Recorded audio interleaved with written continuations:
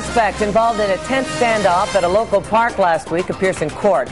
The crime spree began with a home invasion in Rehoboth on Friday, followed by a chase through several communities. It ended when the suspect jumped out of his car at Slater Park and jumped into the river and threatened to kill himself before finally surrendering to police. Eyewitness News reporter Walt Buteau was there when the suspect faced a judge this morning. Joins us live now outside Providence District Court. It was a chase that zipped through some parking lots, went the wrong way down a couple of our local roads, and in the end, the suspect now faces a dozen charges in 2 states. 27-year-old John Keogh faces a half-dozen charges in Rhode Island, with more possible.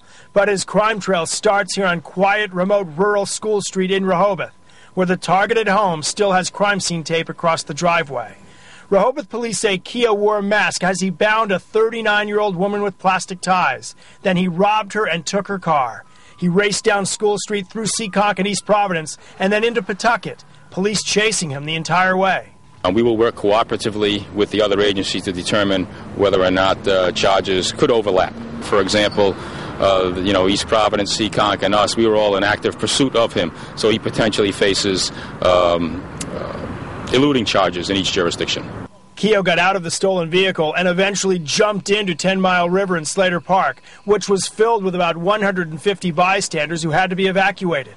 He threatened to kill himself, at various times pointing the handgun at his head and body. But after 2.5 hours of negotiating, he gave up to police.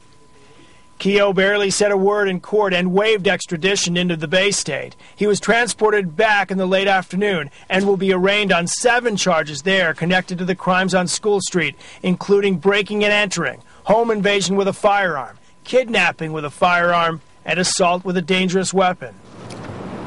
His Massachusetts State in Court is tomorrow morning at 8:30. Meanwhile, tonight at 6, we'll look into how police are trying to figure out why Keogh picked this particular home in rural Rehoboth.